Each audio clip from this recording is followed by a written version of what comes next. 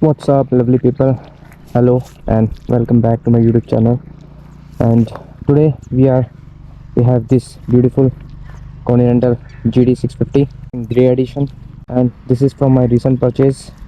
I've ridden it for approximately 3,000 kilometers, and I'm gonna review how does this bike feels.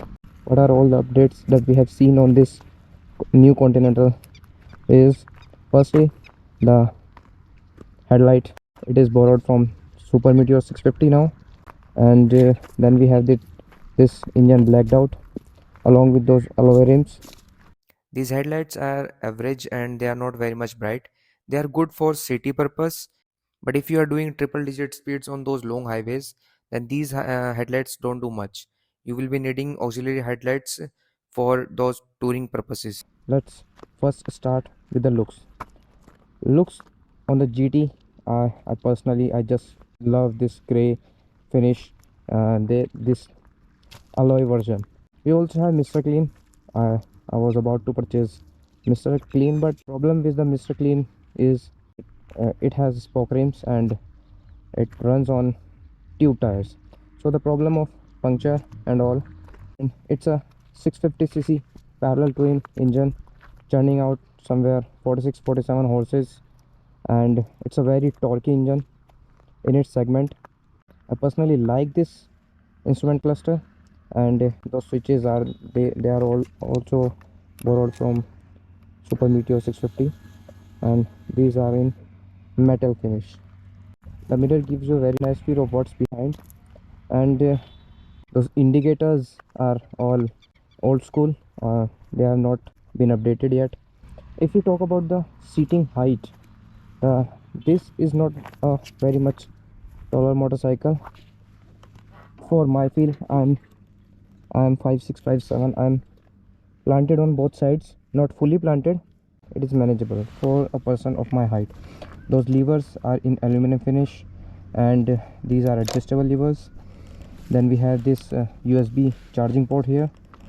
Royal Enfield has de-chromed the engine. In my opinion, those people who are not very much into cleaning, because the chrome is difficult to maintain, then this would be a much relaxing thing for them. This 650cc do justice when it comes to the GT format, yes, the Continental format, because it's a cafe racer and it feels sportier. It feels faster than the other 650cc's. And here we have the seat. The seats are slightly longer, not much wider. These are not as much comfortable as the Interceptor, but yeah, for shorter rides it is very much comfortable. I didn't feel any issues whatsoever, but yeah, the seat, it's slightly slant from the back, you can see. So for pillion rider it will be a little uncomfortable when you accelerate.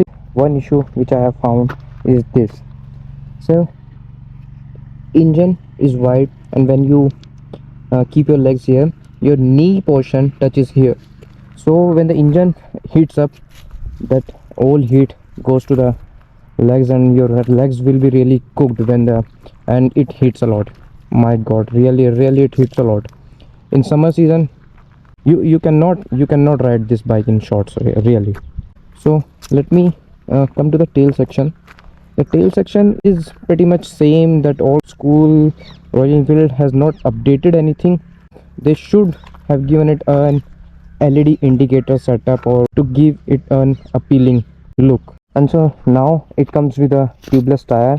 Having a tubeless tire is really needed in this motorcycle, because earlier motorcycle it doesn't have any tubeless tires.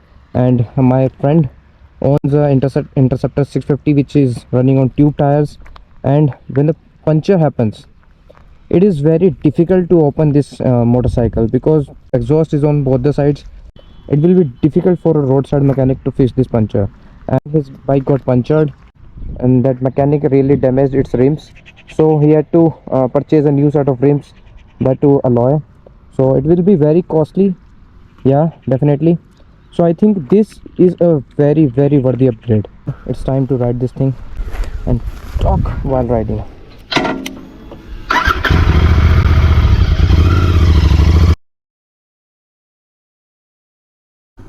So in the whole lineup of the Royal Enfield, I genuinely love this engine. Yeah, after all, it's a parallel twin. The bassiness of the engine, the torque, and the power, it is just fabulous. It's a very quick bike. So you have to handle that power, and this thing can go up to approximately 180 if you have the nuts to push to that limits.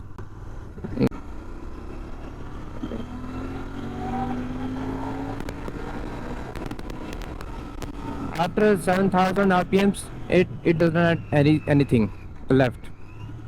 So let me do a quick acceleration test. We have got an open road, so we are at the standstill. First gear, revving the engine to 3,000 rpms.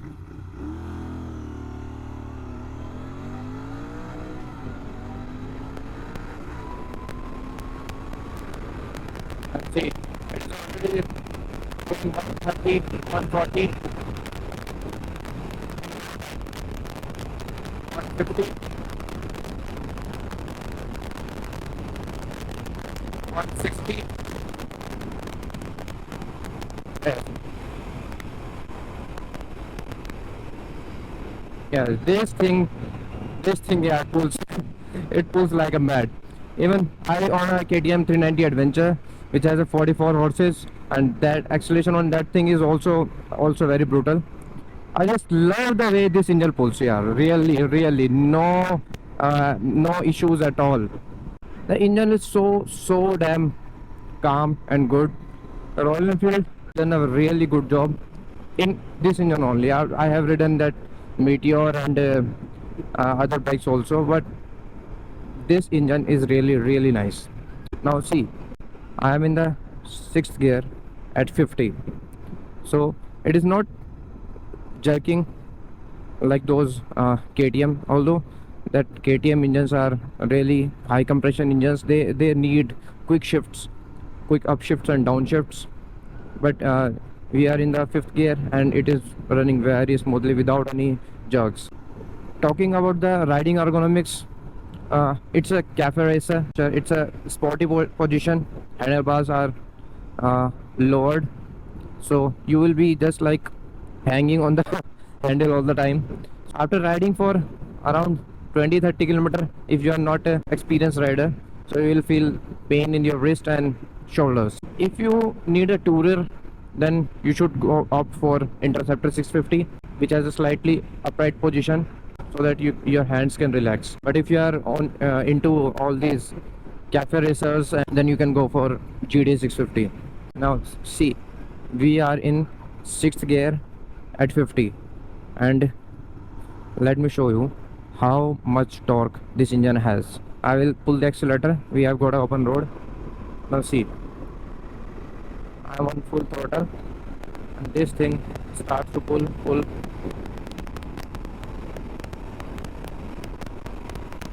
Yeah, so from, you can go from 150 to 150 in no time without even shifting the gears. Riding this thing on bumpy roads is a little difficult as the suspension travel is not very much and they bottom out very easily since you are sitting in a sporty position and all the weight of your body is on your hands and shoulder. Also, the cushioning on the seats is not very much, so you will feel back pains and wrist pains if you are not a very much experienced rider. So, this thing is very much comfortable for all those tarmac smooth roads, not on these bumpy roads. So, now let's come to the verdict. Should you buy a Continental GT650? I would say yes if you are upgrading from a sports motorcycle like R15, but this thing is a little heavy and maneuvering it in tight spaces or in city traffic, it would be a difficult. And if you are purchasing it for touring purposes, then you should know that this is a heavy sports tourer. This is not a very light motorcycle, and on higher speeds, I felt some wobbling issues also. Also, I would like to suggest if you are upgrading from something like a scooter or a 100cc or 150cc motorcycle, then you should go for something like a 200cc or a 350cc for quite some time and then hop onto a Continental GT650. And lastly, let's talk about how much mileage does this thing returns.